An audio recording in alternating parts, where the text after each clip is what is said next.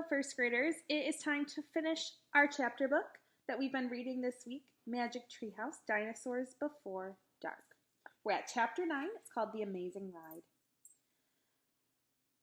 The pteranodon coasted down to the ground. He stared at Jack with his bright, alert eyes. What was Jack supposed to do? Climb on? But I'm too heavy, thought Jack. Don't think, just do it. Jack looked at the Tyrannosaurus. He was starting up the hill. His giant teeth were flashing in the sunlight. Okay, don't think, just do it. Jack put his book in his pack. Then he eased down onto the pteranodon's back. He held on tightly. The creature moved forward. He spread out his wings and lifted off the ground. They teetered this way, then that. Jack nearly fell off. The pteranodon steadied himself, then rose into the sky. Jack looked down. The Tyrannosaurus was chomping the air and staring up at him. The pteranodon glided away.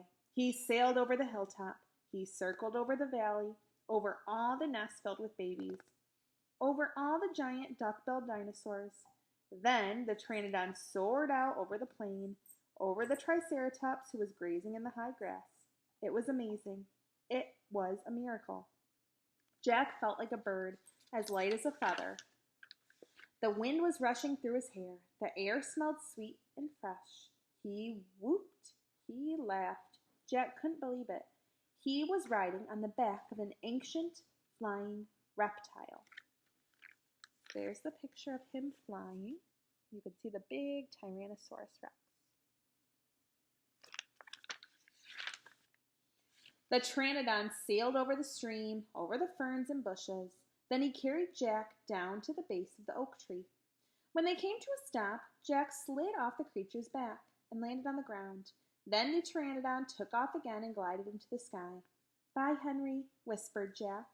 "Are you okay?" Annie shouted from the treehouse. Jack pushed his glasses into place.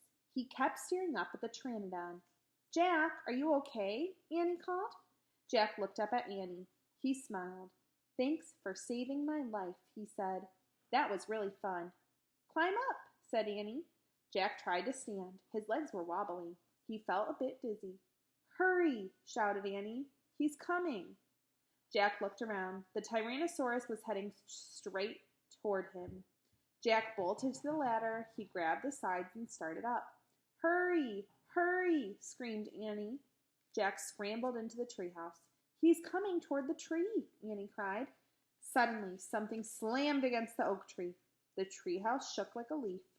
Jack and Annie tumbled into the books. "Make a wish," cried Annie.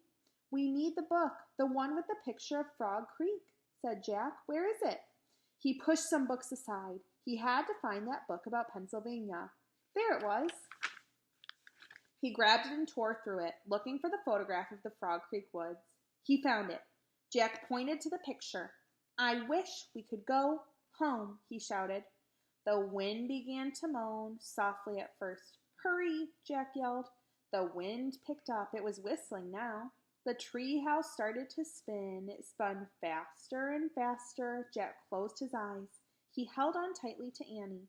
Then everything was still. Absolutely still. Chapter 10, Home Before Dark. A bird began to sing. Jack opened his eyes. He was still pointing at the picture of the Frog Creek woods. He peeked out the treehouse window.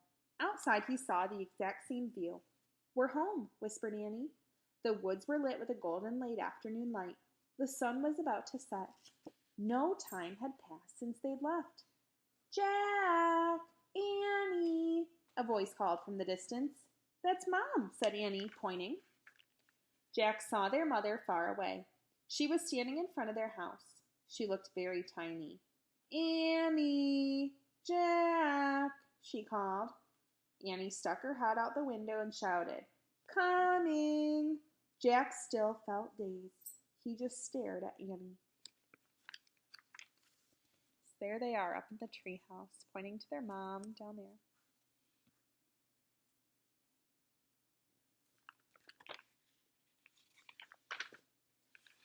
"What happened to us?" he said. "We took a trip in a magic treehouse," said Annie simply. "But it's the same time as when we left," said Jack. Annie shrugged.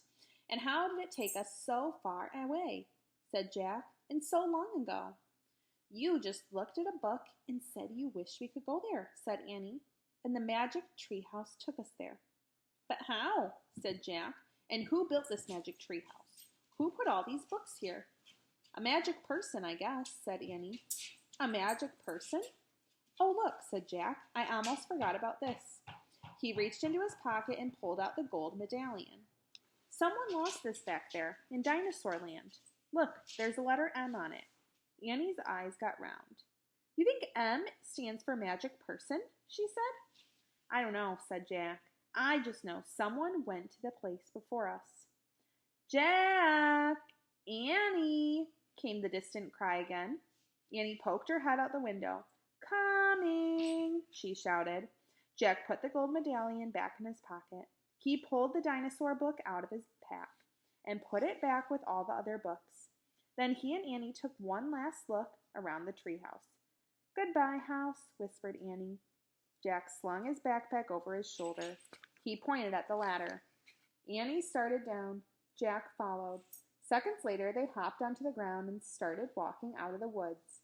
No one's going to believe our story, said Jack. So let's not tell anyone, said Annie.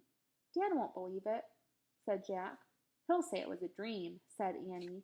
Mom won't believe it, said Jack. She'll say it was pretend, said Annie. My teacher won't believe it, said Jack. She'll say you're crazy, said Annie. We better not tell anyone, said Jack. I already said that, said Annie. Jack sighed. I think I'm starting to not believe it myself, he said. They left the woods and started up the road toward their house. As they walked past all the houses on their street, the trip to Dinosaur Time did seem more and more like a dream. Only this world and this time seemed real. Jack reached into his pocket. He clasped the gold medallion. He felt the engraving of the letter M. It made Jack's fingers tingle. Jack laughed.